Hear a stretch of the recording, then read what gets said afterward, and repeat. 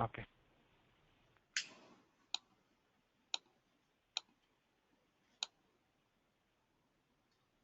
So we are logging into the mobile.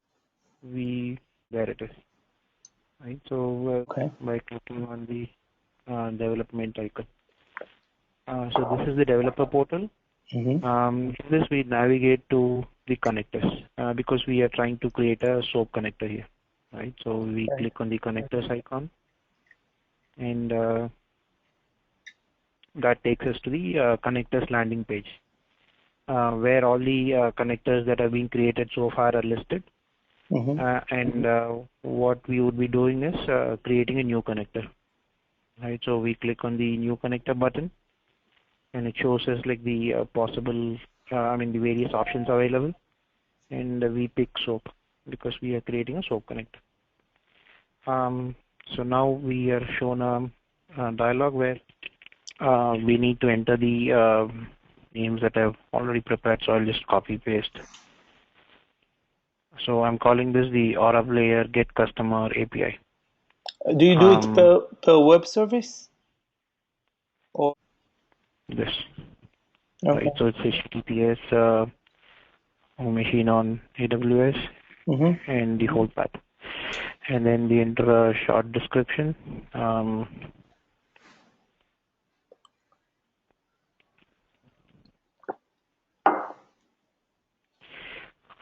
So once we provide this basic information, we can click on create, and a template, a skeleton is created, a SOAP connector is created. Then we are taken to the wizard where we'd have to provide the rest of the configuration. Mm-hmm. So if you see the top part is like shows the network connectivity and all that. Okay. Let's for now just provide a value of 10 seconds. Okay. And then we go to the next screen, the report screen. And in here, so in this case, I'll just type customers. And then we can navigate to the next screen.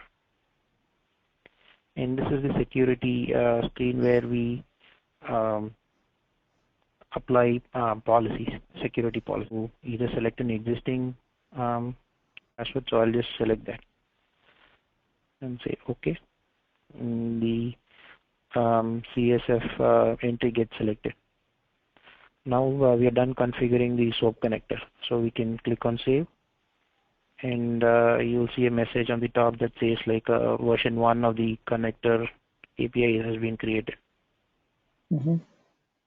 Now that we have created a connector, we can go ahead and test it. So we click on the right arrow again, and you see all the list of operations that are supported. So I click on this, and the user is provided with options to enter HTTP headers and HTTP body. We entered the valid values, and you just click on test endpoint.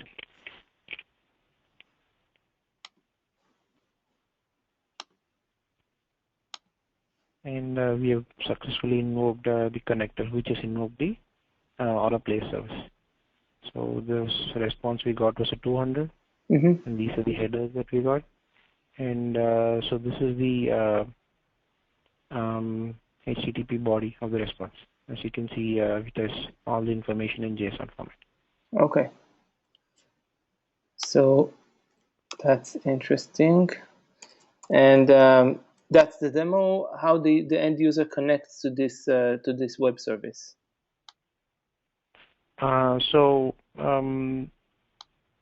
So that would be using custom code. They'd write a Node.js based custom code to invoke the connectors. And let me just see something. The end user, how the end user, when he has MCS and he did that connector, how can he see the web services, all the web services? You mean all the connectors that got created, or like the external service that we are invoking? Which All one would the you all want the to? connectors that you've created. Right. So if you remember, we started. So if we just close this, right, we'll go to the connectors landing page where all the connectors that have been created so far are listed. So if you see, this is the connector we just created, AuraPlayer Get Customer API. So we click on Open again, and we are back to the wizard where we can modify information and then retest. No, how do I see all my connectors? I'm sorry? That's the connector. That's the connectors that you've created. So in here, I see all my connectors Okay. on the left Yes, side. this is where you see all the connectors. Okay, this is all my connectors.